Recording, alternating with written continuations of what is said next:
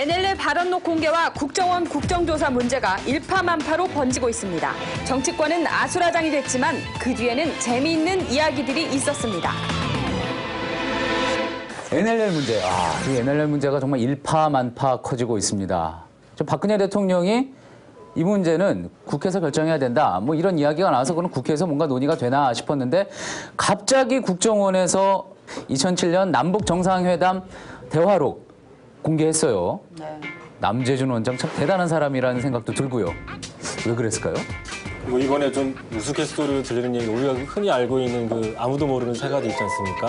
더해서 남재준의 속내까지 이제 4가지가 됐다는 이야기가 나오고 있어요. 사실 노무현 대통령이 NLL 포기 발언을 했다, 안 했다. 이거는 지난 대선의 그 박근혜 후보와 문재인 후보의 이 쟁점 중에 하나였습니다. 그냥 그 발췌록을 봤을 때는 노무현 대통령이 정말 비굴했구나. 아니면은 뭐 정말 NLL에 대해서 포기하려는 마음이 강했구나. 발췌록만 봐서는 그런 느낌이 좀 강했었다. 그런 느낌이 되게 강했었는데 전문을 보고 나니까 왜 노무현 대통령이 NLL에 대해서 왜 굳이 고집하지 않았느냐라는 의미가 좀 나와요.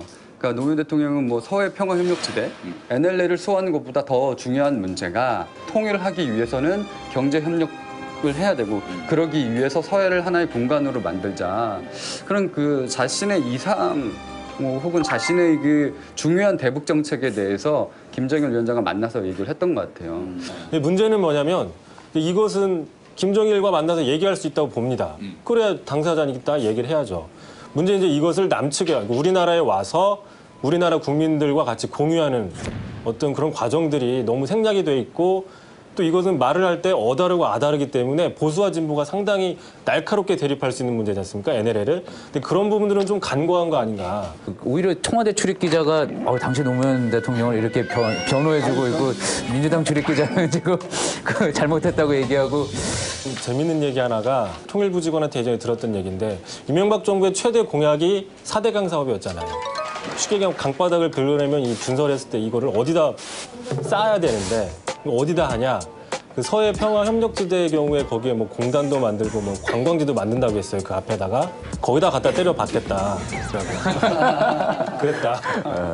그리고 또 이 텍스트로 본다는 거 같은 문장이라 하더라도 이 문장을 어디다 갖다 붙이느냐에 따라 가지고 찬성하는 문장이 될 수 있고 반대하는 문장이 될 수 있지 않습니까? 그래서 우리가 전문을 봐야 되는 거고 더 정확하게는 원문을 봐야 되는 건데 그 국정원이 발췌록을 맨 처음에 공개를 하면서 논란을 증폭시켰지 않습니까?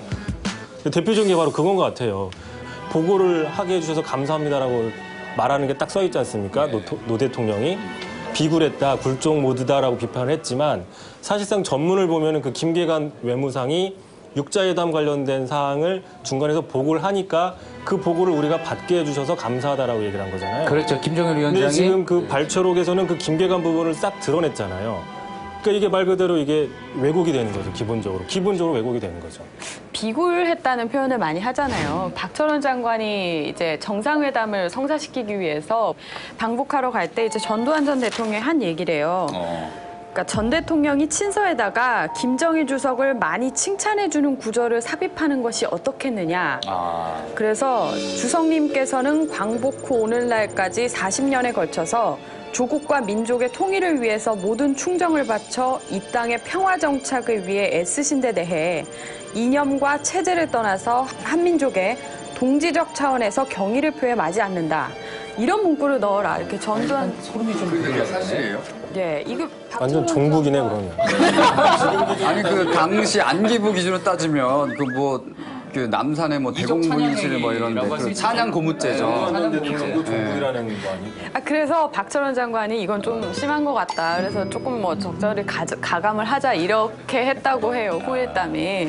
저 이성대 기자가 아이디어 냈었는데 기사 아이디어 냈었는데 지금 웃는 사람은 전두환이고 우는 사람은 안철수다. 그 왜 그렇죠? 지금 전두환 추징법도 이번에 아주 강력하게 추진되지 않았습니까? 아주 싹 묻혔어요. 지금 며칠 남았죠? 일주일도 안 남았는데 일주일 정도 남았나요? 이제 6월 임시회가.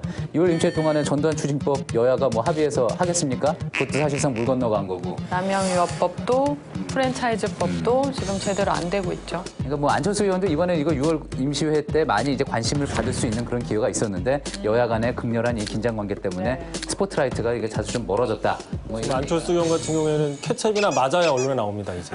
지금 시점에서. 근데 또 반대로 이제 롤 모델이라고 할 수 있는 박근혜 대통령 같은 경우에는 이명박 그 대통령과 각을 세우면서 고비고비 큰 사건이 터질 때마다 자기 존재감을 키워왔거든요. 그렇죠. 굉장히 좀 공부를 해야 될 필요가 있을 것 같아요. 안철수 의원이. 근데 이제 그거는 또 그런 부분도 있어요. 박근혜 대통령이 의원 시절에 그 각을 세울 때는 캐스팅 보트를 치는 사람들이 바로 친박계 의원들이었어요. 그렇기 때문에 매우 중요했던 거죠. 그러나 지금은 안철수 의원이 한마디 한다 한들 그게 뭐 어떤 법안 통과라든가 그런 데선 사실 큰 영향을 미치지 못한 거거든요. 신당 빨리 그래서 만들어야 얼른 당을 되니까. 만들어서 그 세력화를 해야지 훨씬 더 그 말의 무게가 달라지게 돼 있죠. 아, 이제 너무 이 정국이 너무 오래되면 또 국민들도 필요하고 저희들도 필요하고 그러지 않습니까? 여름 휴가철인데 말이죠. 근데 제2라운드가 잘 전개됐으면 좋겠습니다. 감사합니다.